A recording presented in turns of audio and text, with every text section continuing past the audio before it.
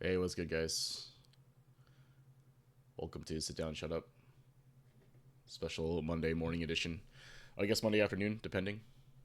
It's Memorial Day here in the U.S., so it's a holiday. So figured we can run a session. So Zane, what's up? Halo, Unbeknown, what's good, guys? Thanks for tuning in. Today we have Suited Toast. So let's bring them on. Hey, Suited Toast, can you hear me? Yeah, I can hear you. Awesome. How's it going today, man? Good, are you? Not too bad, not too bad. So, looking at the what you had posted, it looks like you were looking uh looking for some help with your autopiloting, right? Putting not enough thought Yeah. into actions is what you wrote there. So, tell me a little more about that. Yeah. What do you think has been going on in your games? Well, sometimes I'll say a fireball twice in a row and they'll jump the second one. And then I'll just walk up and try to do the same thing again, and they'll just jump it. I'm not like thinking about I'm putting enough thought into like recognizing the options they're taking versus what I should be doing. Gotcha. And I think that's a really common thing with a character like Akuma. Like you're playing Akuma, right? Still? Yeah, that's right, Yeah. yeah. Yeah, so it's pretty common. I think it's a common thing with a character like Akuma because you can kind of get away with that, right? A lot of his options are Yeah. so That's strong right. that you can just kind of do them, and they'll Yeah. typically just work, right? So, cool. Let me get you into the room here, Okay. and it's the same thing as Suited Toast. I think it's your CFN. Yeah. All right. Cool. Yep. Cool. So go ahead and join and queue up. What we're gonna do is we'll run our first to three. Kind of get a sense of like what might be working, what might not be working, or like if what you're struggling with, and all that stuff. I get a sense of that. After that, we'll do a little replay review. So we'll take a look at one of the games that we play, as well as one of the games that you sent me. So you sent me a couple of replays, right? I haven't looked at them, but we'll Yeah. take a look at one of those. After that, if there's any specific situation I think we need to get into, we could do a little lab work, right? Maybe pick one or two things to work through. To hopefully, if there's a point I need to make there, we'll do it. And then after that, if there's time, run another first to three. See if any adjustments or anything I'm talking about helps or not. Sound reasonable to Okay. you? Yeah, sounds good. Cool. Yeah. So go ahead and queue up any slot. I'm gonna Okay. def it in Discord because I tend to talk a lot during during our gameplay here, and I don't want to impact anything Okay. you're doing. Also, I may not rematch right away, so I'm still here. It's just sometimes I'm articulating thoughts as to what's happening. So time may run down, but don't worry, I'm still there. Okay. All Yeah, right. sounds good. Yep. Good luck. Good luck. Suited Toast, dude. Yeah. Special episode, Sit Down, Shut Up. Episode 50 will be me and Zane remote karaoke. So Suited Toast won the BLKO pool, right? That they were in. They were the heavy hitter for that one. So I mean, clearly a strong player. 600 MR. Ooh, a little bit of rollback here.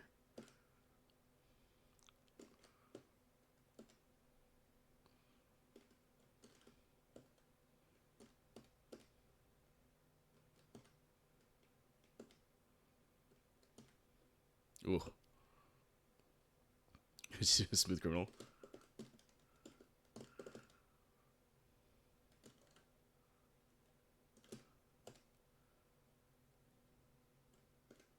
Backdash. Okay. Oh, my bad, guys. That's why I'm terrible at streaming. Thanks, Lean by Marks. Appreciate you. Also, welcome in.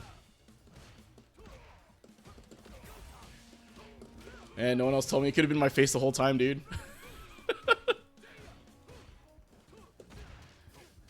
I have to be. Suited Toast is really good, man.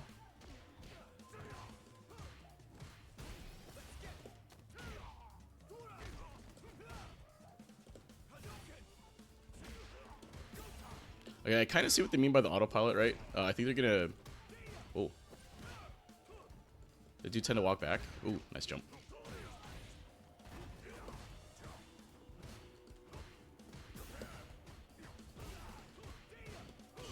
Nice parry. Poor missed punish there. So a little bit of rollback, but I think the main issue that I'm seeing, honestly, is maybe a little autopiloting, but some of it is that what they're autopiloting isn't necessarily a Akuma option. It's more like the option that they're doing after something happens, right? So if you look, if I delay my crouch immunity kick just a little bit in a lot of these situations, I'll catch them walking back. or moving rather, right? So you saw it right there, right? If I delay just a little bit, ooh. And there's the double fireball thing they talk about.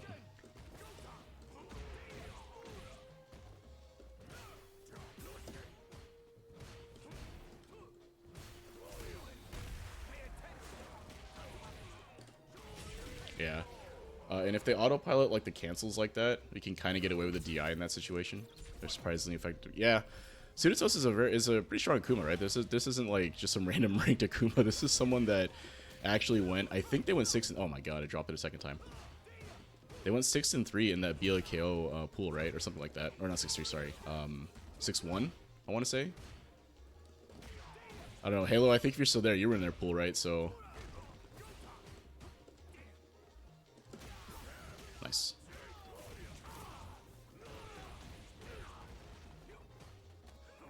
Okay.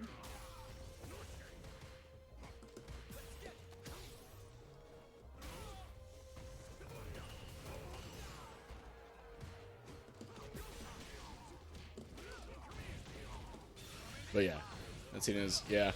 And I was kind of saying that earlier at the beginning of the stream, is that Akuma has a lot of tools where you can just do stuff and it'll work, right? Like, you're just kind of like, oh, I'm going to autopilot into demon to flip dive kicks, or I'm going to do whatever I want to do, and a lot of times it just works, right? So if your opponent is making adjustments like I am, where I'm kind of just waiting for the option and exploiting a little bit of neutral tendency, right? So you see that right there?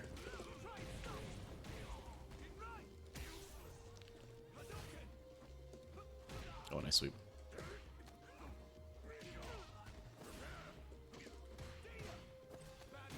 Ooh.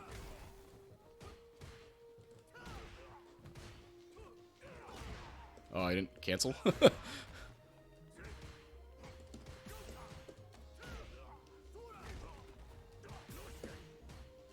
Oh, I wanted a reversal there. Maybe that would have made sense. Oh, I whiffed.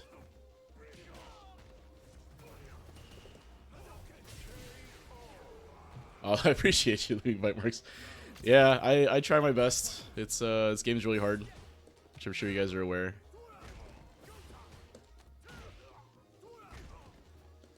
Oh, that was a nice check. Or nice challenge, rather. Oh, crap.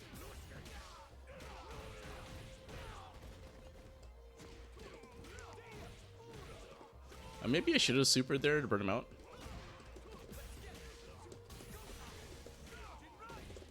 Yeah, that's an unfortunate tech there. So defensively, I think I don't mind a lot of what they're doing. I think a lot of where they're losing ends up being a couple of neutral decisions, neutral interactions that don't quite go their way. So let's bring them on, and let's see what they thought. Hey man, what'd you think?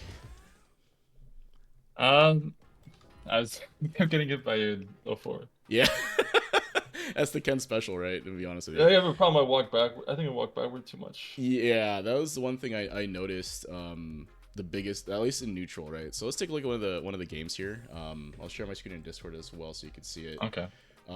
But that was kind of one of the ways that I was kind of getting away with a lot in our games, right? So the typical kind of flow to what was happening was we'd both be kind of playing neutral a little bit, and then what would happen is you would either get in, get close, and something would happen, right? Maybe demon flip dive kick, maybe it was a blocked driver's cancel, whatever. And then after that happens, you would block and then move, right? So you would move either forward or backwards. It doesn't quite matter for a low forward, but you'd move in some direction, right? So what I was doing a lot of the time to win those neutral interactions ended up being a delayed crouch medium kick, right? So kind of SF6, especially for Ken, bread and butter, right? Any character that has a low forward is going to abuse the crap out of it. So I think this game, or latest game, should show that. So if we look, that was like one of the main things, right? And then defensively, obviously, it's tough to defend against Ken, especially the way that I run my offense, where a lot of it ends up being kind of just strike throw, right? So like I'm not doing, high-low mixes necessarily. I'm not doing any sort of crazy setups in particular. A lot of it ends up being some kind of strike throw option, right? So I'll do a meaty strike or a meaty jab or something like that, and then force you to guess. So let's take a look at the replay here and see what happens. Right. So doing an okay job here, contesting space, right? Trying to keep me from walking into the corner so far. All right, here's the dive kick, right? So I block this. Ideally, actually, like as a Shoto player, I should be able to DP this, but I'm old, right? So I don't always react. So you get the dive kick here, right? And then watch what happens after this. Right. So what was probably going through your head, and again, I'm totally just kind of guessing here, but after this demon flip happens, right, you're like, okay, I'm gonna jump on them, right? Because you're expecting me to maybe press a big button here, maybe throw a fireball, something, right? Yeah. Right. So I don't. This should have been a DP. It wasn't. It's blocked, right? So you actually have a little bit of plus frames, right? So it's like 3 frames because you land a pretty low dive kick here, so it's plus. So obviously I know that I can't press, right? So I have to wait unless I want a reversal, but you know, there's the correct, quote unquote correct safer option is to just block here, right? So what? Oh no! Come on, dude. What's that? CFN, you're killing me. Fan. Anyway, so while I'm going at so normally, right, you're plus, so you take your turn with the jab, right? You just press it, which is fine. And then from there, we'll see what happens after that. So.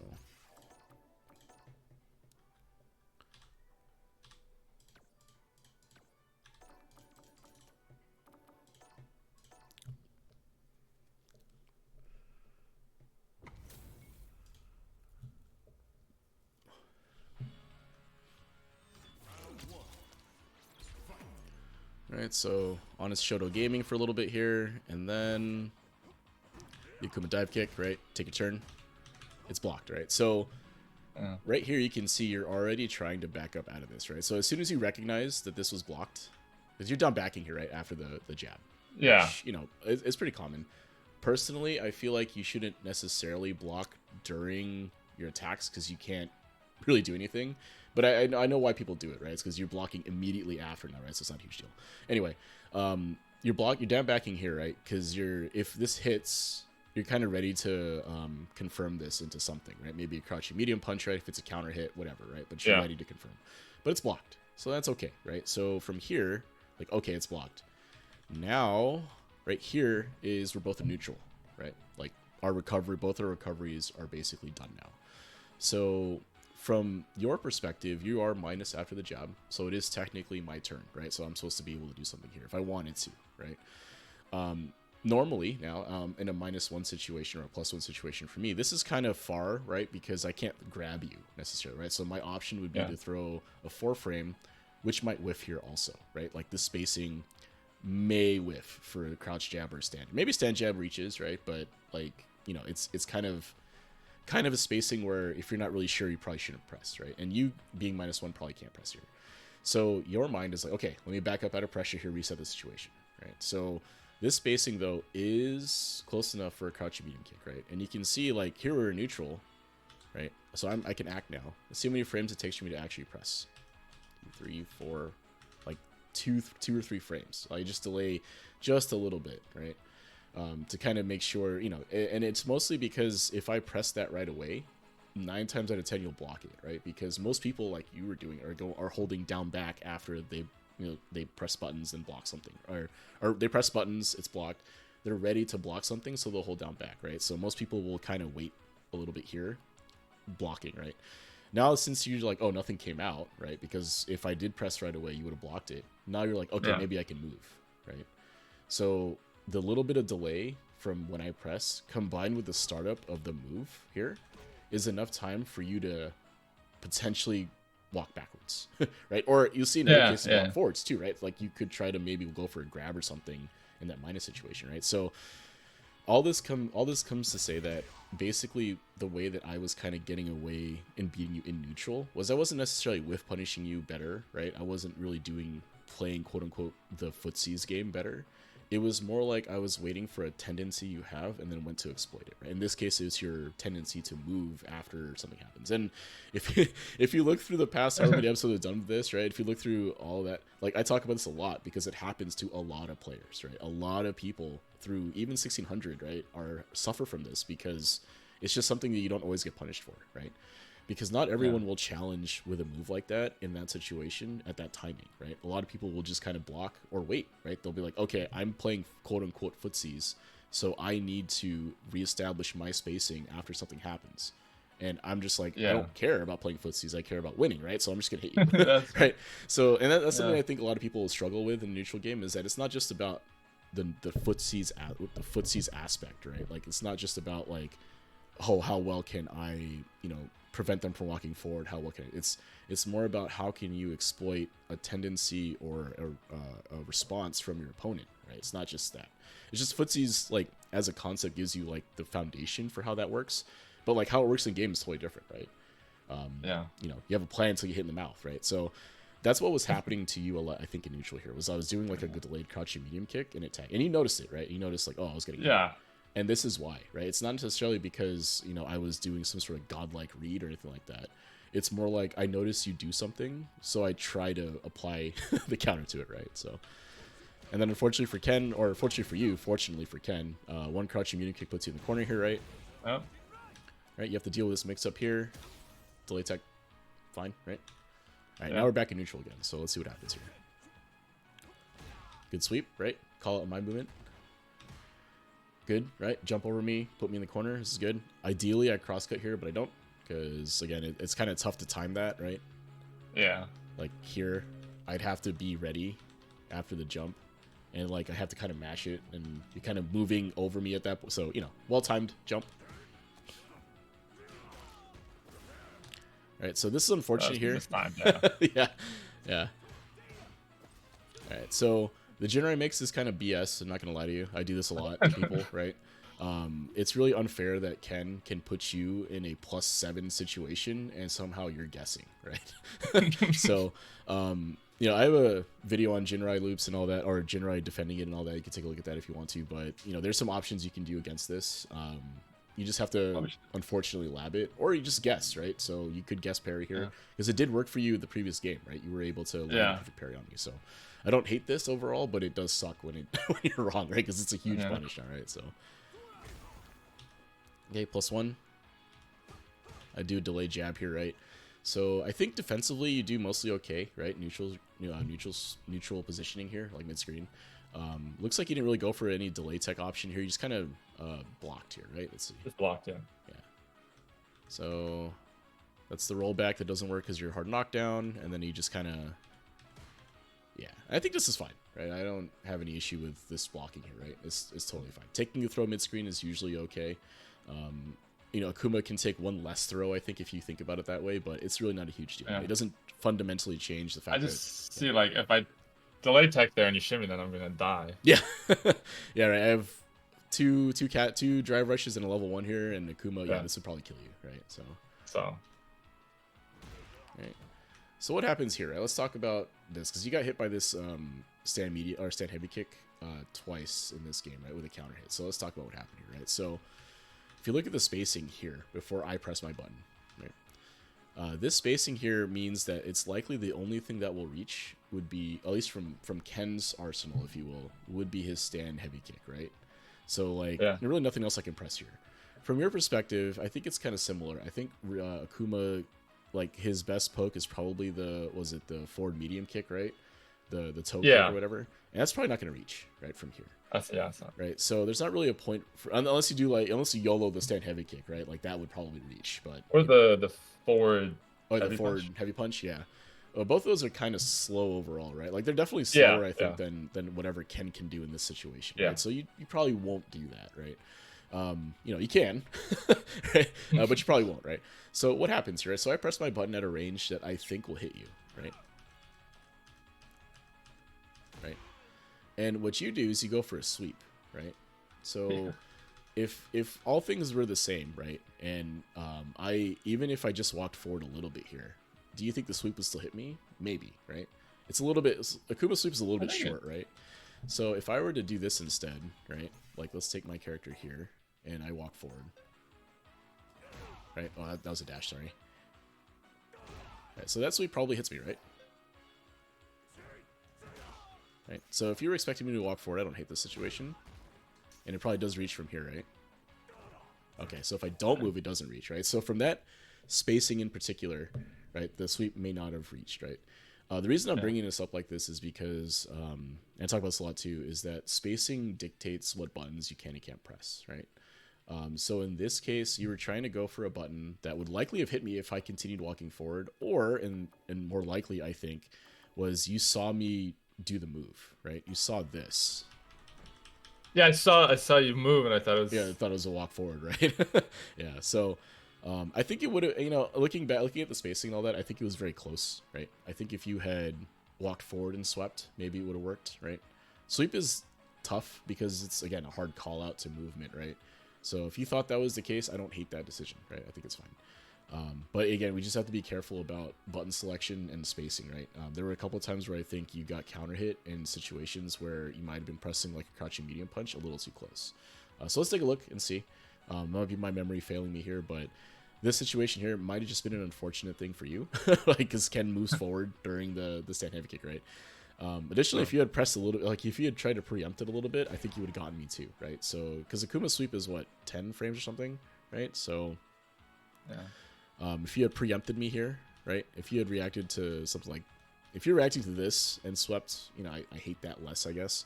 But if you had tried to sweep earlier, maybe that might have worked. But again, the spacing and my movement will dictate if that will work or not. So we can talk more about that, but let's let the replay play out now. Okay, I whiffed that button. So right there, right? Here's another one. I don't confirm this, so that's my bad, I guess. Need more coffee. But yeah, if you look at the space here, right? I think it's very reasonable to throw that stand heavy punch there, to be honest with you. I probably would have whiffed that too, right? But as you get higher level, though, these types of interactions become what make or break the game, right? Like your whiffed button here. If I was better, right, I would have finished you off here, right? That's a driver's cancel, 2 driver's cancels, right? That's death for you, right? But that boiled down to you whiffing this button here. Now again, it's very close, right? I think that's reasonable to try to press that there, right? It's just that I think, again, like when you're talking about the autopilot thing that you were going through, right, is that like, is this spacing, like what I would think about here in this situation after got hit here is this spacing one where I tend to press stand heavy punch or not, right? Like once the spacing shows up in my game when I'm moving, do I press stand heavy punch or not, right? Like am I doing that subconsciously or consciously? Because if you're doing it subconsciously, what will happen is exactly what happens here, right? I kind of back up and then you press the button, right? Because I'm in a space where you tend to press the button and then you get whiff punished for it, right? So, Yeah. and in this case, actually, it's not quite a whiff punish in particular, right? I'm not reacting in 13 frames to your move, right? What's actually happening here is I'm pressing my button at a space that is appropriate for the button that I want, right? So my stand heavy punch would reach you from here, right? Like from right here. Can stand heavy punch a reach, right? Because he lunges forward a little bit, right? So that's really what happened. It's timed, unfortunately, for you where you pressed first, right, and all that. But this is something that I, as a player, would be like, okay, that's the spacing they like to press that button at, right? Now I'm paying attention to, can I create that space to induce that whiff, right? Because Akuma stand heavy punch is pretty long in recovery, right? It's, most moves in general, like heavies especially, have a lot of recovery. So that's what's happening here, right? Is that like in neutral, generally speaking, and this is kind of goes to the autopilot portion you were talking about. For Akuma in particular, because his buttons are so good and because his options are so good, you can kind of get away with spacing that isn't 100% like, you can get away with a little bit of loose spacing, right? Because the buttons kind of cover for that. What a good player or better players will do is they'll take note of the spacings you like to do things at, right? So if I'm like here, I'm like, okay, he likes to press stand heavy punch or a heavy button, maybe not necessarily a stand heavy punch, but this is the second heavy button you've pressed at a similar spacing, right? The previous interaction, now I didn't know this, right? But in the previous interaction, it was a sweep. I couldn't tell because it's counter hit. I couldn't see the animation. Yeah. But I do know it was a counter hit, which means that likely, again in my head, you pressed a medium or heavy, right? So that space, maybe a heavy, right? This one's definitely heavy, right? So now I'm like, okay, and this is game 3, so this might have been something I've already seen, but this is what I would be thinking: is this space they like to press at? This is what I'm gonna try to take advantage of, right? And if you're autopiloting that, that's going to get you killed more often than not, because now you're like, okay, I'm going to press my stand heavy punch at the right space here. Oh god, I whiffed, I'm dead, right? Or I'm going to demon flip from 3/4 screen, right, after I see them throw a fireball. Like, stuff like that tends to come up. And again, a lot of it is dictated by space, right? Now, the layer on top of that really ends up being can I make my opponent do the thing that they want to do, and can I punish it appropriately, right? Can I get you to demon flip by walking in a certain spacing, and then can I DP it, right? Like, can I anti-air it? Similarly here, can I induce a whiff from you, and then punish it with my own whiff punish, right? And if you're autopiloting in those scenarios and not really paying attention to the result of your movement and actions, that's when you'll start to feel like, oh, everything I do, I'm just kind of doing things, and I always get hit for it, right? Like, I'm starting to get, I'd imagine right now in your rank games, especially at this level, 1600 plus, right? You're going to start seeing people like, how do they adjust so fast to me, right? Like, how come nothing I'm doing is working? And a lot of times it's because you're not necessarily adjusting to what they're doing. You're kind of doing the same thing over and over again at spacings that made sense to you, and they're just taking advantage of that, right? So, unfortunately, that should have been a death, but I don't kill you, so now you get a good sweep here. Okay, overhead. All right, take the throw, because you're not going to die from it. Good. Okay, good. And that's just unfortunate. Yeah, that, I feel like, so if we take that situation again, right? Right, okay, landed with good whiff punish there, right? Like, I whiff my crouching mute kick, good throw. Fireball here.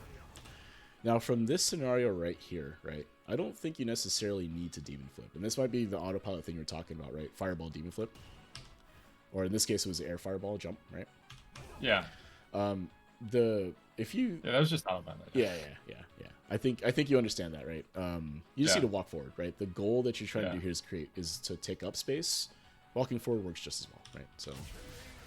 because it's just unfortunate that my fireball happened to be the slow one, right? So it landed on you, or you landed on it, but it is what it is. Yeah, you just gotta be careful, right?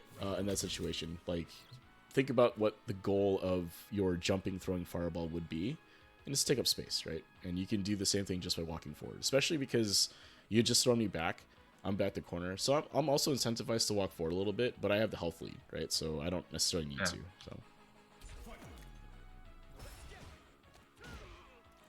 So driver's tick throw here, although it's not quite a true tick throw because I'm not actually plus anymore, right? I don't throw right away. Instead, I have some plus frames here. We're neutral for a little bit. You may not be sure, so you don't do anything, right? You just block, which is fine, right? I think that's okay. It's a very strong option from Ken here if I am able to land that jab deep, right? If I'm +3 in your face, it's a little different. But, you know, I don't hate this defensive decision, right? This is what it is. Right, so here... plus frames, throw again, right? And again, I don't hate this decision to take a throw again here. It's totally fine. You know, a delay tech would have been reasonable, I think, if you thought I was going for throws often, but I think this is fine. The only thing I would be worried about here is that you're getting kind of close to the corner, right? Yeah. Like, you're in the corner here, right? So when you do a delay tech, or when you make a defensive decision, one of the things you probably should start considering is how close you are to the corner here, right?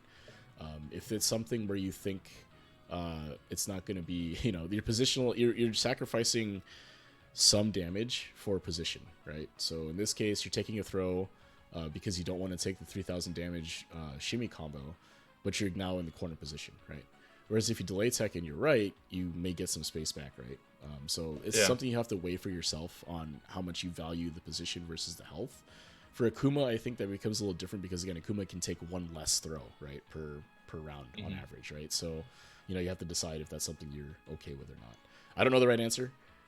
Personally, if that was me in that situation, I actually might have delay tech there, just because I don't want to be in the corner, especially as Akuma, but it's, you know, there's no right answer in particular. Right? The only right answer would have been whatever actually worked, right? But you can only know that after the fact, right? So, you know, but the things we can talk about is what leads into the decision to delay tech or not, right? And you have to decide at that moment what's more worth it to you, the positional advantage or the damage potential, right? Like, I'm gambling 3,000 plus damage for better screen position, right? So. All right, this is good. This was good here, right? Good challenge overall. The positioning I was at allowed you to do this, right? So this is perfect, right? This is exactly what you want to be doing, right? So after this spacing here, you see me walk up, right? And I try to press a big button. You press a faster button. and I get counter hit, right? This is perfect, right? Exactly what you want to do. But if we look also, right, I don't know if you were necessarily reacting to my stand heavy punch, right? Let's take a look. Probably not, right? Probably not reacting to stand heavy punch, right? Instead, what happened here was I made the mistake of being too close to press this button, right? So, and it's a slower button. You press the faster button. The challenge just works, right? It's perfect. Out of the corner. So the taking the throw gambit paid off, right? You were able to get out of the corner, and it worked out. Right? In fact, you were able to do some damage to me here too. So good sending me back. The one thing I will mention here was I think you favored the Tatsu route a little bit more. I think you favored Tatsu route more than the what was it? The one that ends in sweep, right? There has a end that ends in sweep. Oh, the light Tatsu sweep. Yeah, the light Tatsu sweep. I think that it's okay to take the damage. Most of the, I don't mind taking the damage. Like I don't mind you taking the damage here, but I do think that one of the things that was missing from the games we played was Oki pressure overall, right? So you took damage. You took the damage a lot here, right? So which is fine, right? The heavy Tatsu sends me back, right? And you think you have a slight setup here, right? That you can do, but I do think that the taking the Oki in that scenario mid-screen might have been a little better, right?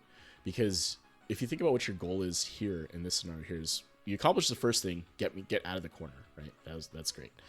Now you have to kind of keep that offense going, right? How can you get me into the opposite corner, or how can you get me to feel a little bit more offensive pressure from you, right? So consider, changing up your routing to do the sweep ender or the Oki setup, setups that give better Oki, right? In that scenario, right? Something to consider. It's up to you. Yeah, I know a lot of Akuma players that will just take damage every time and then just win every neutral interaction, right? Like I played Akumas like that where it's like they're never guessing against you, so you can never reversal them, right? You just win every neutral interaction, and if that's how you want to get to, more power to you. But I think for me as a mere mortal, right, sometimes you have to take the Oki, right? Especially when you're against like a really good player, right? Because like you're not going to win as many neutral interactions if they're really good, right? So anyway. Okay, so right here, perfect, right? Perfect spacing from you, right? I whiff my crouching medium kick. Right? And then I'm at a space where that whiffs. You're at a space where your forward heavy punch does not whiff, right? I take the punish counter here. Probably shouldn't have done that drive rush, probably. I think, let's see. Yeah, probably not. Akuma has a conversion off of just the crouching medium punch, right? Pretty sure. Yeah, you can just do the medium flame hands. Yeah. Medium flame hands. Yeah. Medium hands. Yeah. I think that would have been fine.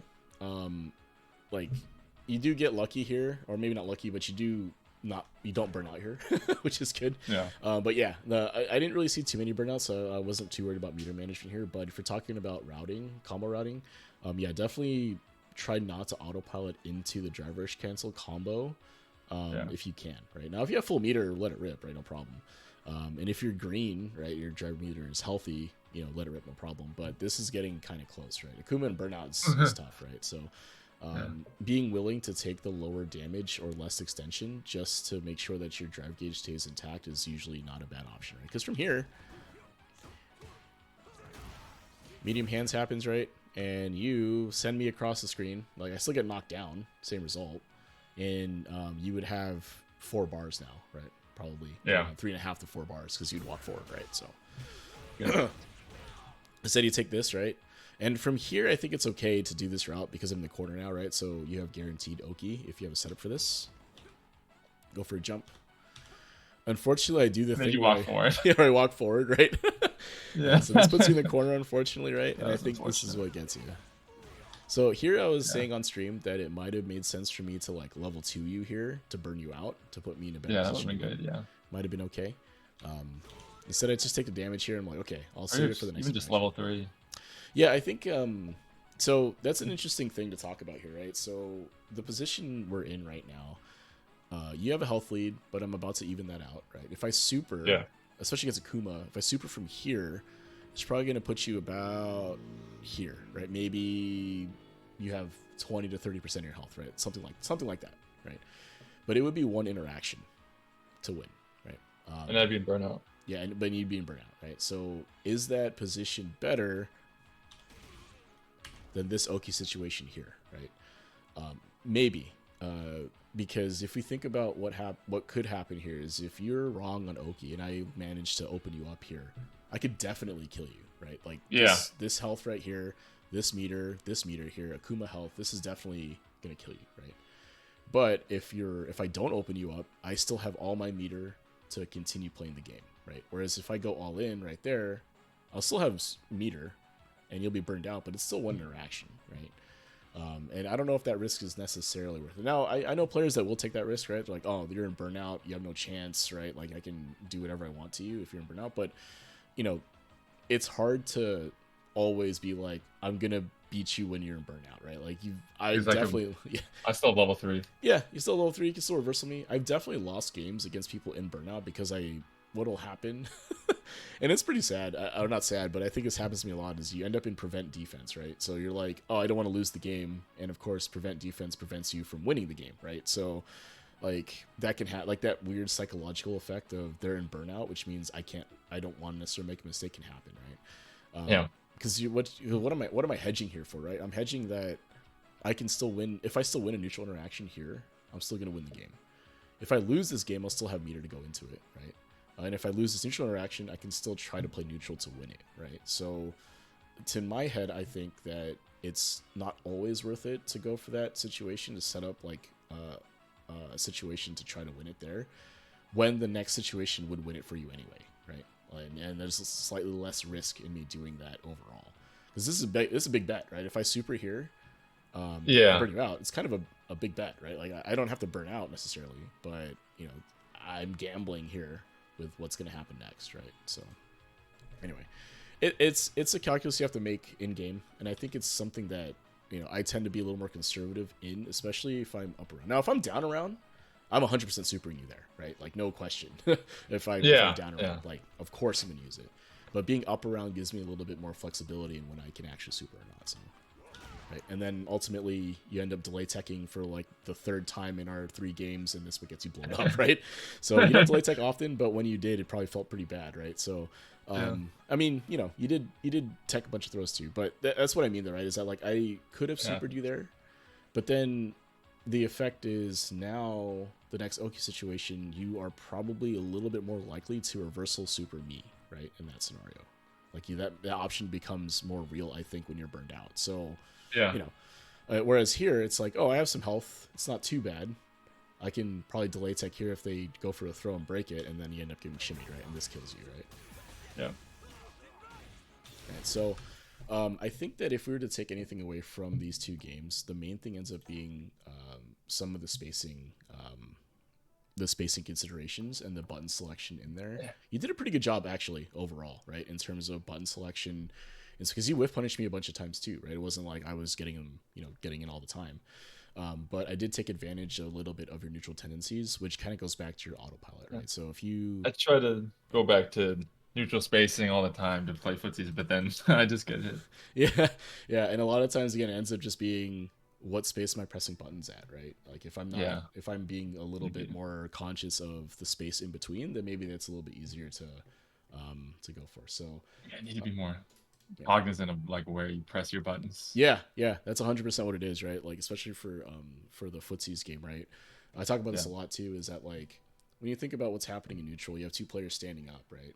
And when the only way that you can, well, normally, right? We're playing characters that do that, but you know, grapplers zoners aside, normally the way you win the game is by getting into the space to press your buttons and pressing them, right?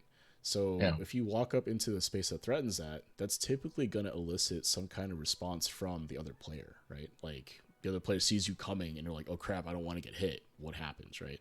Like, do they walk forward, walk back, press their own button to cover? Do they try to back up to whiff punish your attempt? Do they just try to challenge you? Do they jump? Do they back? Like they have options to do because they're neutral, right? So the question becomes, what tendencies are you going to try to exploit from the other player when you walk into their space? What is the tendency they have? And then you try to select an option that will beat that tendency, right? Or multiple tendencies, right? Like if they tend to move during that, And a crouching medium kick probably makes a lot of sense in that case, right? Because you'll catch them walking forward, catch them walking back, right? If they tend to, forward jump or neutral jump, maybe to walk forward and kind of crouch block will cover both those options, right? Because now if they jump, you'd be able to anti-air them. It'll also have the effect of being able to not necessarily lose to someone just walking back, right? So you walk forward and crouch block, they back up. You actually kind of win that interaction in a way because they've given up space, right? They've given up space close to the corner, right? So it's like that consideration is happening constantly, right, throughout the whole game. Because I'm doing that to you, you should be doing that to me also, right? Where you're like trying to see what tendencies I have, right? And again, with Akuma, the buttons are so good that you don't necessarily need to do that, right? Like you can just kind of press that crouching medium kick, you can press the forward medium kick, the forward heavy punch, and it'll just work a lot of the time, right? But when it stops working, that's when you have to start paying attention to that, right? So cool, man. So you sent me three games, 3 sets here. Is there any particular one you wanted to look at in terms of character? I'm just gonna pick a random one from there, but do you want to look at the Rashid, Jury, or Manon match? I guess the Manon one probably. Okay. Let's take a look. All right. Let's take a look. So with grapplers, I think autopilot will get you killed more often than not. Right? Yeah, that's what happened. Because the grappler mains, and it's kind of a thing for them, right? They thrive on the casino, right? They want to do the 50-50. And if you give them any sort of out to not have to, a read on your options, they're going to changing that 50-50 to like a 60-40 or 70-30 is particularly brutal, right? Against a grappler. Yeah. So let's take a look at what happens here. Okay, so this was perfect, I think, right here, right? This walk into the space that you like the button, right? Press it, right? Is this spacing a little too close? Maybe a hair, right? I'm not too mad at it. The Manon doesn't do anything anyway, right? But you're able to do so. This is good, right? This is what you want to do because you're effectively controlling space, right? What you're stating with that particular thing is I'm gonna walk in and press my button, and you're just gonna have to deal with it, right? So. Oh, okay. So, all right. So did the Mon react to that, or did they have a read on your fireball? I think you need to read to make that. I think that was a read. Yeah, it's a read here. Okay, unfortunate.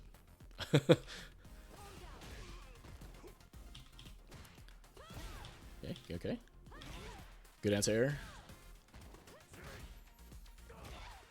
Right, so here's what I'm noticing so far, right? Is that I did it like 5 times. yeah, but it's working, right? It's working. Yeah. They're not they haven't adjusted to. Now I don't know what game this is yet, but they haven't adjusted to that space yet, right? Because like if this is continuing to work, right? Think about what happens when they block this, right? Like, look at their drive gauge, right? You're taking away like a third of a bar every time you do this, right? This is good. If they're not reacting to this, it's good. Now, of course, are you overusing it? Hard to say. I'm one of those folks that says like if something is working, keep doing it. There's like no reason to change what you're doing, right? And it worked again, right? So like in your mind, you're like I'm super incentivized to press this button now, right? Like they're trying to challenge, and I'm able to hit them, right? So okay, there's the 2 fireball thing, right? So this is the second time that's actually happened. The first one was the spin read, right? So. Fireball patterns are unfortunately something that you need to figure out how to vary up on your own.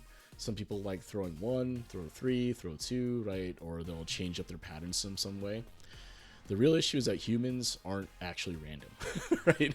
Like as much as we like to say that this game is random, humans aren't, right? Like this Manon obviously had a read on your fireball pattern in this situation here, just went for the jump.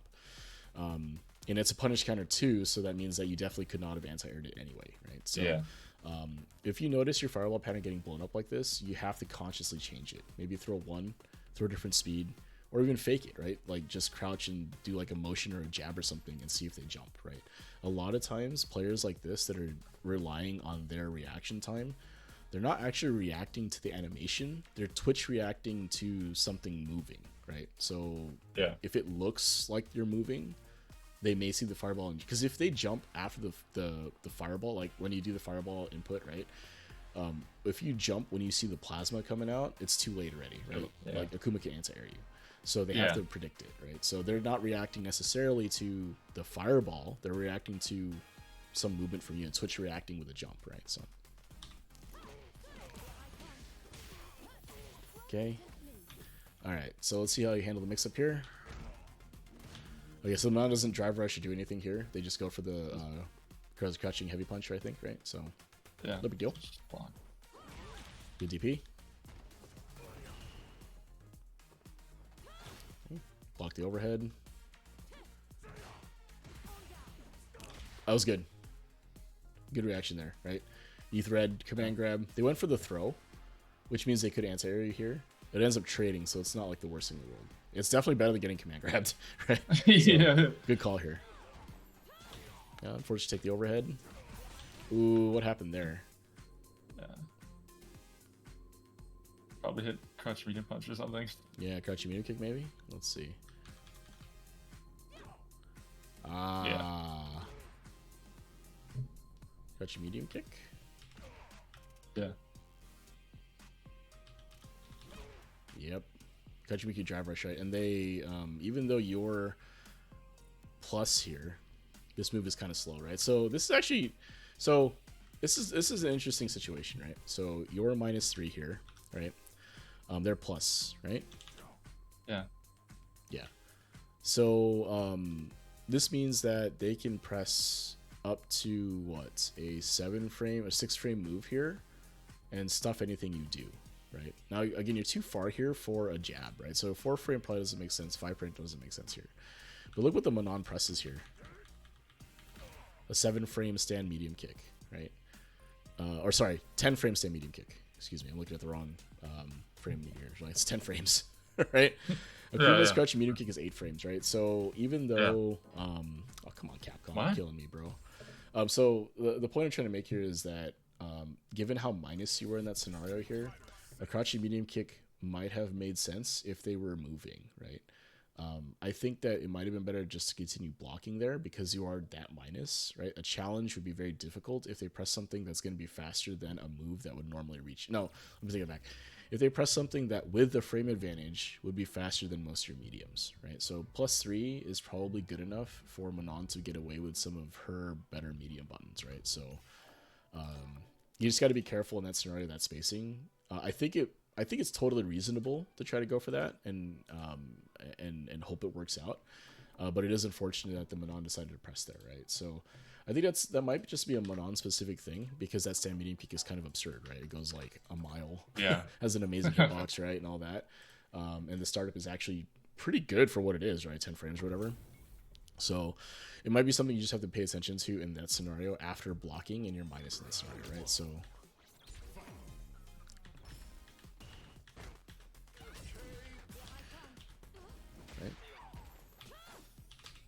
right, block. You took the overhead hit here. I think this is why you were minus, right? Because you got hit. Yeah. So again, if you look at the situation here, right? Here's the neutral. The Manon is already pressing their button, right? And I think let's take a look here. I just thought he was gonna walk forward. You thought she was gonna walk forward? You mean? Yeah. Oh, okay. That's interesting. So I think let's take a look here. Now again, this is like obviously after the fact, so I can't really say if it was correct or not. Okay, so that stand medium kick was going to hit you no matter what, right? So that's unfortunate. But if you look at what happened after that, so let's say you did block, right? You block that scenario here. They burn out for this, and now you have to deal with a mix-up, right? So if you think about, okay, if I blocked instead, right?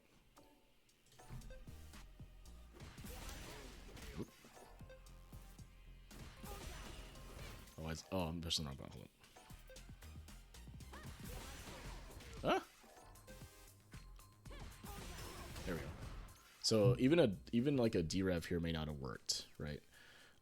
Just blocking and taking the mix-up may not have worked. I'm not sure why that's the case there. That I guess whatever follow-up they did is safe to the D-rev. And that might be different. Again, I'm not 100% here. It might be different because the replay review is doing what they actually did. So maybe the routing is different on block. But if we think about what happens if you had just blocked, right, taking a quote-unquote safer option, because they can't throw you from there necessarily, right? They'd have to command grab and walk forward to do that, which maybe the challenge makes sense. But since they can't throw you, they have to do some sort of button option potentially. And if you block the drive rush there, right, you have to deal with the mix up. They're burned out, right? So you have to deal with the mix up. They burn out for it. The question becomes, can you deal with that or not, right? Like, are you able to derev through that or all that? But I do think that scenario is slightly better than just dying outright, right? So like getting hit is worse, right, than blocking that. Now, of course, you may get command grabbed or something, and maybe that's like, maybe that's slightly worse because let's say you do block it, and then they mix you up and command grab you instead, and then they have a metal for the next round, right? So, is that better or worse? Hard to say, really, right? Because here you definitely die, right? Whereas the other one, you potentially die and they have an extra metal, or you potentially come back, right? Let's say you jump the command grab and you can kill them from here, right? Like this is easily MR Akuma's kill range with the resources you have. But again, it's after the fact, so I can't say if it would have been better or worse. The only thing I can say is that blocking here and taking the driver's mix would have given you a chance versus trying to challenge and dying for it, right? So again, I don't hate the decision to challenge here overall. I think like given everything that's been happening, it's fine. The issue I have with it though is how minus you were here, right? This is pretty, it's like very try to steal like 11 frames. Yeah, right. This is a fairly Abare move, right? Like, and I don't get me wrong, I love when people press on minus frames because it shows that you're willing to challenge. But -3 might be a little too much for that, right? If this was -1, -2, I think it's a different story. I think you get away with it a little bit better. But -3 is tough because it opens up a lot of Manon's counter poke options, right? So, something to consider for next time. But yeah, I do that a lot actually. I press a lot of minus frames, and it's something that's interesting because a lot of people will say, "Oh, how do I play quote unquote correctly?" And it's by pressing or not pressing on minus frames or whatever. But in reality, what's actually happening, right? It's like minus frames and frame data in general is a social construct, right? Like you're trying to tell me that I can't press or not. I press whatever the hell I want, right? I'm going to do that. So if it's an interesting dynamic, right? Like pressing when you're minus and it working is like, oh, what the hell, right? So I mean, respect is a mutually agreed upon. Yeah, and overrated. Overrated, yeah. So let's see what happens here. Okay, take the throw is fine. Good DP. Oof. Okay. Yeah. So I don't mind this decision to go for the overhead here. He reversal supers here. There's nothing you can do about that, right? He's gonna reversal no matter what you did there. So yeah. Okay, so let's see how you deal with this mix-up. Interesting. Okay, so they went for just the regular throw here, right? Probably because they were expecting you to jump, and then they were going to anti-air you, right? So if they go for the throw, they anti-air you, right? So.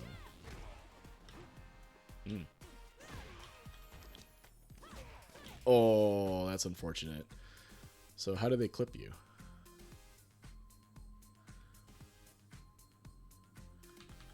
Okay, goes through the meaty.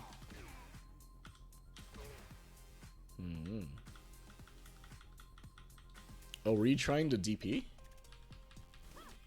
Yeah, I think I didn't time the EXTP right. Yeah, okay. That's fine.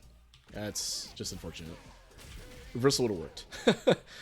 Yeah, I was gonna say if you're trying to press in that scenario, that would have been tough, but it looks like it was just a misinput reversal, and that's life, right? But if you take a look at the situation here, right, I think the reversal is 100% correct, right? I don't think there's anything wrong with reversaling here, because you're gonna die anyway, right? So reversal here, get him off, put in the corner, run your offense, right? Have a chance here. But yeah, what I was noticing in this game anyway is that when you did land hits, converting them into some sort of combo needs to probably be a little bit more, need to be more aware of those hits, like confirm a little better. And again, some of the Oki stuff, right? So we talked about that previously where in the games that we played, you tended to take the damage route over the Oki route, and I think you might want to take the Oki route more often, right? Especially mid-screen. In the corner, it's a little different because you can take the damage route and have the Oki. You can have the best of both worlds in those scenarios, but most of the time, if they can back roll away from your pressure, anywhere that can happen, you probably want to take the Oki, right? Because Akuma's Oki strike throw game is absurd, right? Super fast overhead. You can do demon flip setups. You can do all kinds of crazy stuff, right? Safe jump setups, all that stuff. All that stuff can happen. But that's how you would kind of make your offense better, right? Is by introducing more of that, right? So, yeah. Because the Manon here, I think the way they really got you, right? So a couple of stray hits here and there, but a lot of times ends up being you take a conservative defensive option, which is fine, right? But then here's the super, right? So they had landed one hit so far. Wake up super.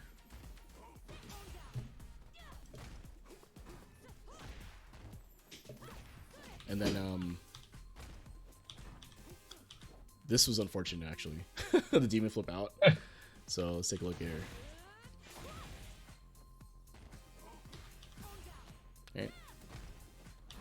Yeah. So would this demon flip have what would this demon flip have beaten? Right? So if they went for a throw, I think you beat it, right? Like the demon kick. Otherwise you get over them, I think. And if they are ready, they could probably anti-air you though, right? So as a wake-up option, maybe it's not the best, but if you're calling out a specific thing from Manon, like a command wake-up meaty command grab, meaty throw, I think it's fine. I don't hate the decision, right? Unfortunately, though, it doesn't work out for you though.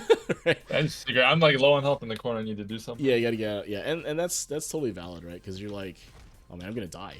Right? I gotta get out of here, right? So, yeah, that is the kind of the downside of Akuma is that again you take one less throw, per round on average. So that means that you're kind of incentivized to delay tech a little bit more often, right? Because taking the throw for you, again, is 10% more damage versus every other character, right? So, something to consider is that, if your opponent is going for a lot of throws, delay teching might make sense, but it is something you have to gauge based on your health and resources and all that, right? So, I don't know. It's hard to describe exactly how to, evaluate defensive options every time, because this calculation is happening in like a fraction of a second, right? You just got knocked down. You have like 30 frames to decide what you can do next, right? Like this. Yeah, exactly. Like I can talk about this all day. Split second, exactly, right? So, it's something to think about though. Is that the defensive options you select? What are they? What are you beating? What are you not beating? Right? Like what are you okay losing to? And this is something that I've talked about before. Is that on the defensive side, I talked to a lot of players. They're like, "Oh, it feels so random. Like, how do I actually pick what I'm gonna? How I'm always wrong or all that. I always feel so bad." I think the way that you should approach defense is that you have to pick options that you're okay losing to, right? So this is how I do it anyway. So if I'm knocked down, okay, I'm okay with taking the throw. Perfect, right? That's my decision point. Now the next thing that happens is, okay, how can I beat everything or anything that isn't a throw, right? So what else would it be a throw? A jump of some kind, maybe they shimmy me, maybe they button, whatever. Like how many of those options can I beat with whatever option I'm going to pick, right? Like how can I defend against everything else? I've already decided I'm going to lose to a throw. So if they throw me, that's it, right? Okay. But if they do anything else, how can I try to punish them for making that offensive decision, right? So, if you've decided that, oh, I'm going to take the throw, now I can consider like, okay, how can I beat meaty button? How can I beat shimmy? How can I beat jump? How can I beat, all these other options, right? And then I try to pick an option that would beat the most of those things, right? So if like, I go for like a delayed crouching medium kick, what is that going to beat, right? I'm going to lose the throw, but I'm going to beat a delay option from the opponent, right? If they delay button or delay tech, right, on offense. If they shimmy me, I'm going to beat that probably. If they jump, I may be able to recover in time to anti-air depending on how good my crouching medium kick is, right? And if they meaty me, I'm going to block, right? Because I'm delay buttoning, right? So, like that kind of thinking is how I think people should be playing defense more, and it'll start to feel less random, quote unquote, overall, right? It never feels like a 50-50. It feels like, oh, I'm going to try to beat more options than I'm going to lose to, right? And then again, what does my option lose to? Loses to specifically the throw, right? So, well, some options you lose way more to than others, right? Yeah, 100%, right? Like getting shimmied is like death a lot of times, right? So, but that's what I mean is that calculus that you make, the calculation you make, right? It's something you have to feel the texture. It depends on the texture of the game, how you're feeling through it, and your opponent's tendencies, right? Like if your opponent always shimmies, like I do, right? I always shimmy you. Why not wake up with a button, right? Like why not do something that beats that, right? Because at worst, right, if you pick something that beats the shimmy and beats a couple other things potentially, then you're like covering multiple options, right? And that's how I think people run defense. And it's similar with offense, right? When you run offense, right? You're not trying to necessarily always have the quote unquote God read the same way a grappler would necessarily, because they have the 50-50 option available to them because they can't delay option or delay tech through it. But on offense, you're just trying to beat defensive options, right? Like, why do people delay tech on defense, or why do people delay button on offense, right? Like, or why do you delay options on offense? Because it beats so many options, right? So like, if I do a delay button on offense, it's gonna beat your wake up reversal. It's gonna beat like a wake up medium, like a wake up medium kick, right? Because you're gonna be a little bit slower than my delay option potentially, and it's gonna, well, actually, it doesn't always beat that. If you delay your wake up option, it'll beat that. But if you do an immediate crouching medium kick, it'll lose to that. Sorry, I take that back. But like, the idea would be you're covering a couple different options now, right? So Yeah. You'd have to lab it out to see exactly what beats what, but that's what I mean. And this is another thing where the autopilot on your part may need to get broken a little bit, because if you autopilot on defense, like you always delay tick or always block, you're going to get opened up, right? You have to kind of pay attention to the offensive player's offensive option rotation, if you will. Otherwise, you'll if you get stuck in a linear pattern, you're probably going to lose to players that identify that pattern and beat you with it, right? So yeah, cool, man. That's what I would say for these things. Anything you want to ask? Any questions so far? What are you thinking? Do you have any like tips for like breaking out of like an autopilot? Like I'm like it's hard to like do that, because like when you're autopiloting, you're not thinking about the fact that you're autopiloting. Yeah. So how would I do that? That's a really good question. I honestly, all right. So here's what worked for me, and this may be controversial, maybe not. I don't know, but here's what worked for me. Was a while back, I dropped a ton of MR. I dropped like 300 MR or something, right? I went way down, like 1350, 1400, something like that. And what I did to break out of what I was doing was I picked one, well, in this case, since I play Ken, I picked one button. I said, I'm going to win every game with stand heavy punch, right? Ken's best button, right? Like, I'm not going to use crouching medium kick, as good as that button is. I'm just going to use stand heavy punch. Evil winner. Yeah, evil winner, right? Button of the year, right?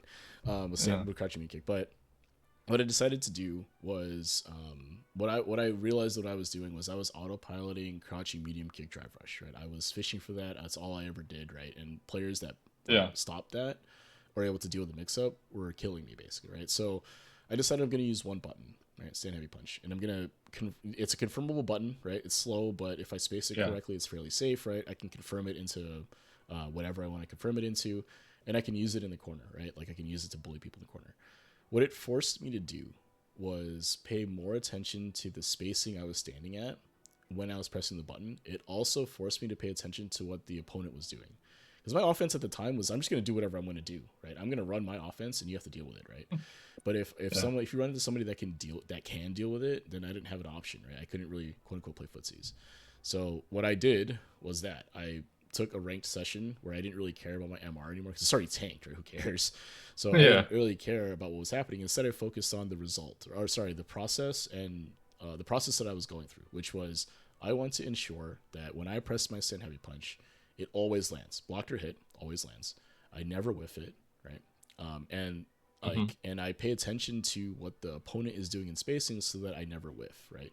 So what started happening for me was that I started paying more attention to what was actually happening in game, and I was able to react to what was happening, right? Now, of course, I was only using one button, so it meant that my reaction at that time, the way I reacted to it, meant that I had to be a little creative sometimes in terms of like, how do I whiff punish something? But what it did do was it broke my my tendency to keep falling into the same pattern over and over again, right? So it forced my brain to consider the spacing and my opponent's tendencies versus me just pressing the button, right? Now, whether that will work for you, I can't say for sure, right? Like, I don't know if that will work or not. I don't know how, if you're willing to do the MR like drop, that will happen inevitably, because you are going to lose a bunch of MR doing this, because, you're not used to it, right? But it is something that helped me break out of that, was to not use the tools that I was relying on as much, and instead focus on a different tool, which I should be relying on more, but I really wasn't, because I was being held back by my inability to read space and opponents' tendencies and movements, right? So changing up that pattern and how I approach the game and kind of intentionally limiting myself to force myself to do that is what helped me, right? Ultimately, I did end up better for it, right? And you can kind of see that I use more of the Yeah. tools, that I try to use more of the tools, but ultimately that is what worked for me. Now again, will it work for you? I don't know. You can give it a try. Maybe go into custom rooms, find some guys in Fight Rise, play them, and do that. Like, it's totally fine to try that. But that was what helped. Was like, a lot of times the autopilot thing means your brain isn't focusing on the parts of the game where you can like adjust what you're doing. You're just kind of making sure that you're doing what you want to do, right? Yeah. And by me playing that way, it forced me to react to what they're doing, because I only have one option, right?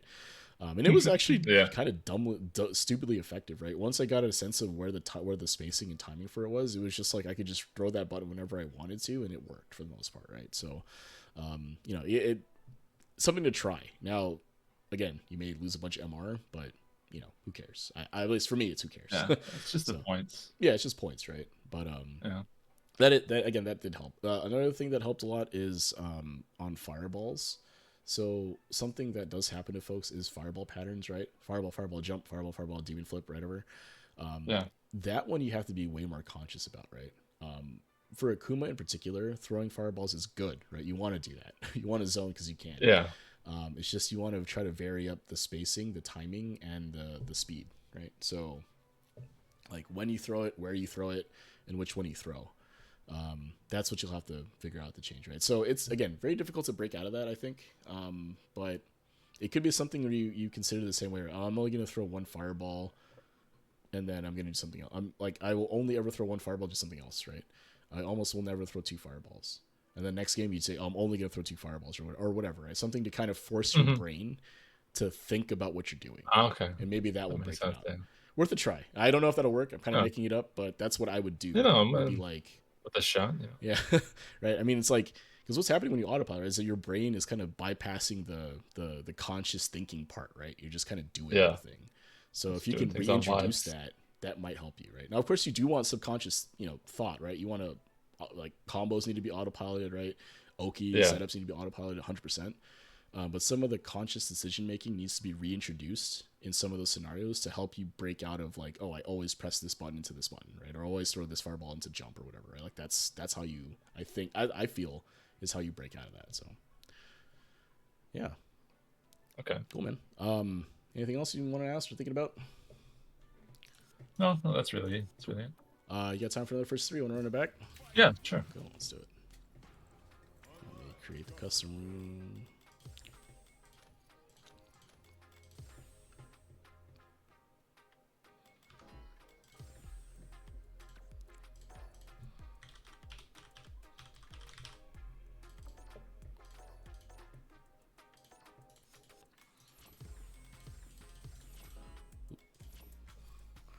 I'll leave the mics on for this. So I do think that as terms of approach, I don't know if I want to change too much, other than just kind of be willing to stand your ground a little bit, and pay attention to your spacing when you throw buttons. It's really hard to make that change on the fly, but if that's I think that might be the way to go, though.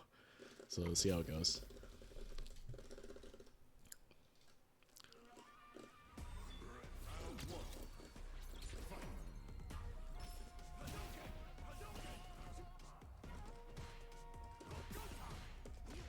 Nice challenge.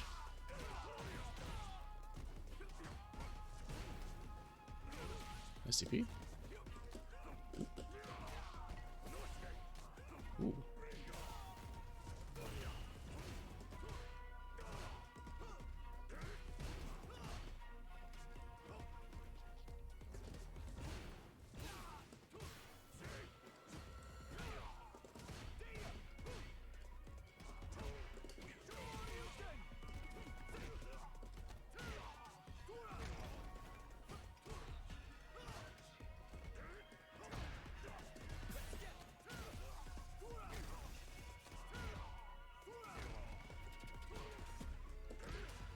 Oh, nice. I should have went for another my throw. God. That was a good challenge, though. That was a good challenge.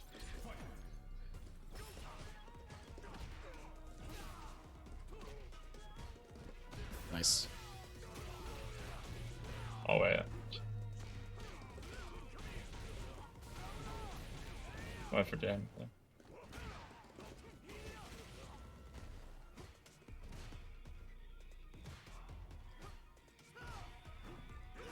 Oh no! What happened? Okay. Oh, what just happened? I don't know. It like froze on me.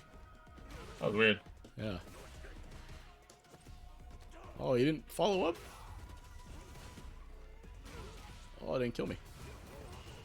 Oh, nice. Should have done EXTP. Yeah, if you XTP me there, it would have killed me for sure. Or even heavy. Was that a heavy that you did? I did medium. Oh, you did medium? I think the heavy might have whiffed, actually. Maybe. Yeah.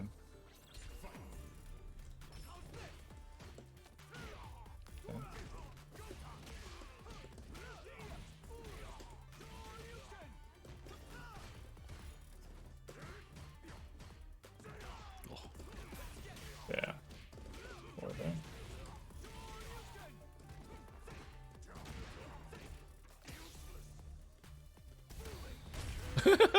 Just went for Yeah, that's good. Yeah. Yeah. Well, even if you canceled, I think it would have gouged you, right? Mm-hmm. Oh. Whiff. Is that a backdash? Yeah. Oh, that was supposed to be. Oh, forward. Oh, is that the what I came still out? did medium kick instead of crouching medium kick. Yeah, so that situation is really tough to find out of, right? Because you can't play neutral anymore, like fairly, because you can't adjust space. So you have to kind of, you have to challenge, you have to walk up, right? You have to take some risks, so it's tough. Whoa. Oh, man, maybe my computer's dying.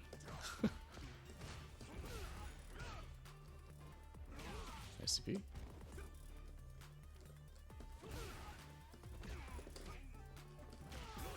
Oh. Oh, nice. For some reason, I thought that was the other demon flip. I was like, oh, I'm gonna get you this time. Baited. Nice. Oh, no, it's, no. Not close enough. I need to walk forward a bit further. So that was good. Okay. Like you blocked a little bit longer than usual. That's good. Oh shit.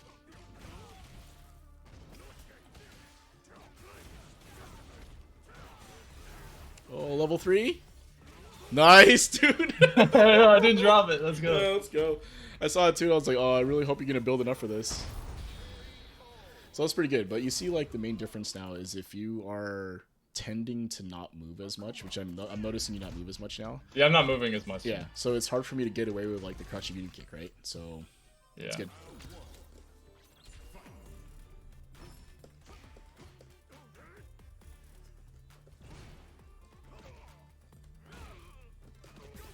Oh, I caught you there though. Got me there. Oh, nice CP.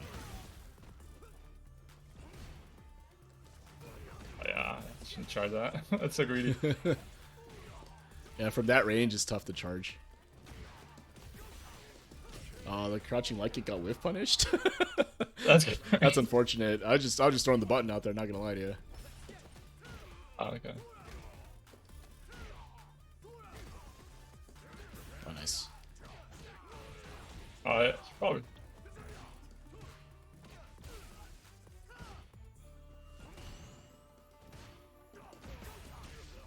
Yeah. Oh, nice. Oh. Oh no.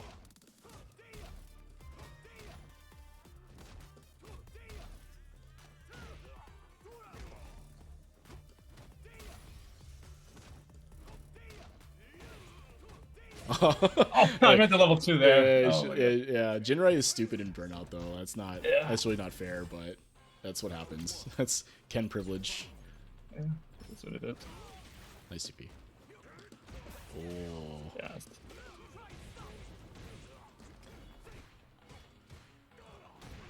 Oh.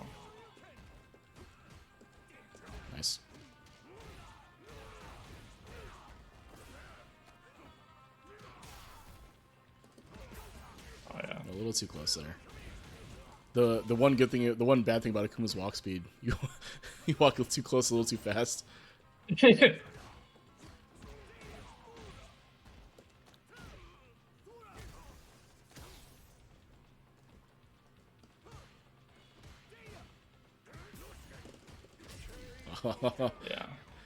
Had to mash through that. That's supposed to be a DP. It didn't come out. It just the jab worked though. Oh, nice check.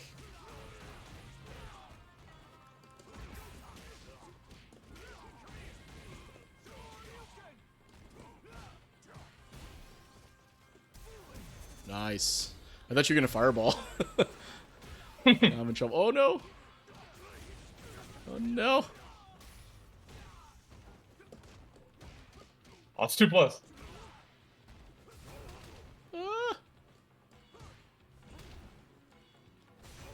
Oh no, my button didn't come out. No.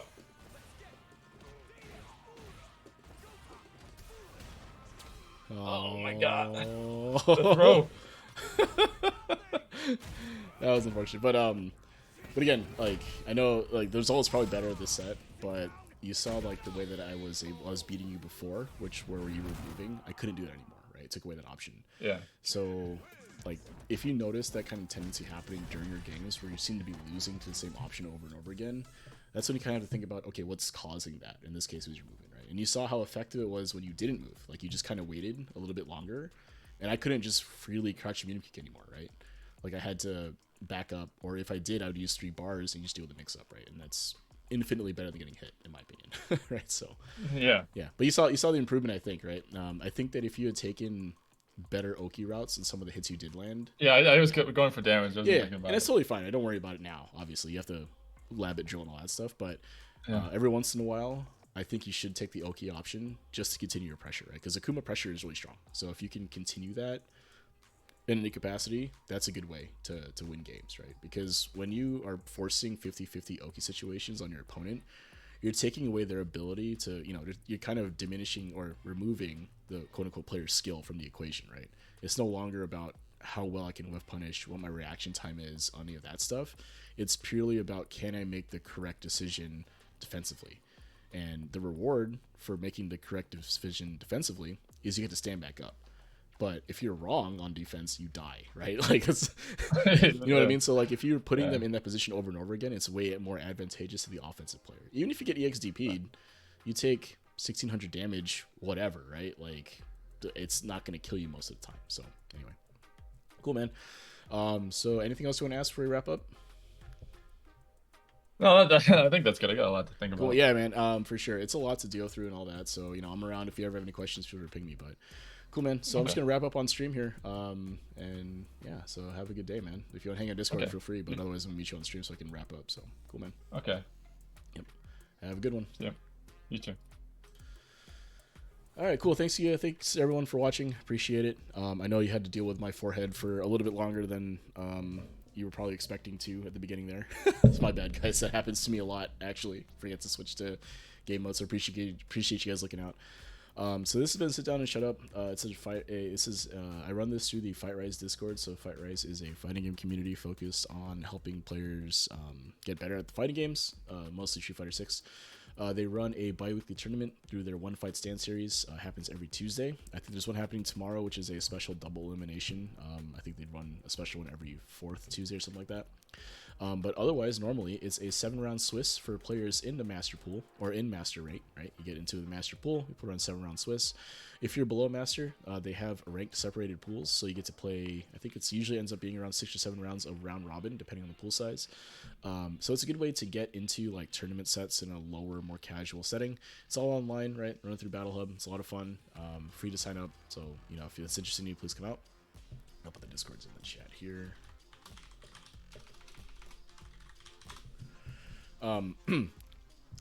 They also do community. Fire Rise also does community showcase events through their Urge to Fight series. So they take some folks in the community to do a special stream for it. If you're interested in what that looks like, please take a look at switch.tv/FightRiseFGC. They also do a charity stream through that Urge to Fight series. So last December they raised a bunch of money for the Raisin Foundation. So please check those out if you have the time and we see it. They also do Big League KO. So Big League KO, and I was kind of referenced that earlier, is actually their league format. So you get placed into a rank separated pool with 7 other players of similar rank. There's some seeding involved in all that, but it's basically going to be 7 rounds similar rank. And you basically play a round robin, 7 rounds of round robin over the course of 5 weeks, right? So you get 2 matches a week, and they're all first to fives. So it's a good way to get a lot of matches, like longer sets against folks longer sets against folks of a similar skill, right? So it's a good way to get more games. And that season does last 5 weeks, and then there's a postseason as well. So depending on how well you do, you get to go into a postseason bracket. So Suited Toast actually won their Big League KO bracket last season, so that's why they're one of our quote-unquote heavy hitters, right? So I was kind of interested in why they joined up for this. They're so good.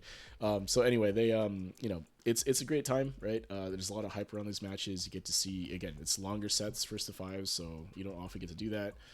So I think their next season is happening in, I want to say later this year. I forget the month. So if any of those things interest you, again, check out the Fight Rise Discord. If you're interested in a session like this for yourself, I'm on the Fight Rise Discord, so take a look at a channel called Sit Down and Shut Up. There'll be instructions on how to sign up and get queued up for a slot like this, right? Cool. I'm also part of the Newbie Fight Club. So Newbie Fight Club is a fighting community focused on helping newer players get into the game. They run lobby nights every Monday, Wednesday, Friday. They also do special events every other Friday. I think they run their own Swiss tournament as well. And then every month they run a modern monthly on Mondays. So if any of those things interest or sound interesting to you, please join the Newbie Fight Club. Both these communities are fantastic. They're friendly. They're very approachable and will help you with the game. They also play other fighting games in Newbie Fight Club. I think they do a couple 3D fighters like Virtua Fighter, Tekken, less so these days for obvious reasons. And there's also some folks that play anime fighters as well as King of Fighters, or sorry, not King of Fighters, City of the Wolves, right? So if SNK games interest in you, take a look there too. So once again, thank you guys for watching. Appreciate your messages, your follows, your subscribes, and all that stuff. I know I don't always react to chat during stream, so appreciate everything. If you're interested in looking at past sessions I've done, please take a look at my YouTube channel. They have all the sessions that I've done in the past there. So you can take a look at what I do and how I approach the game and all that. And again, if anything's interesting to you, please feel free to reach out to me about getting a session like this looks interesting to you. Please feel free to reach out. We can talk about getting one set up for you. Okay. So thank you guys so much. Appreciate it, and have a good afternoon.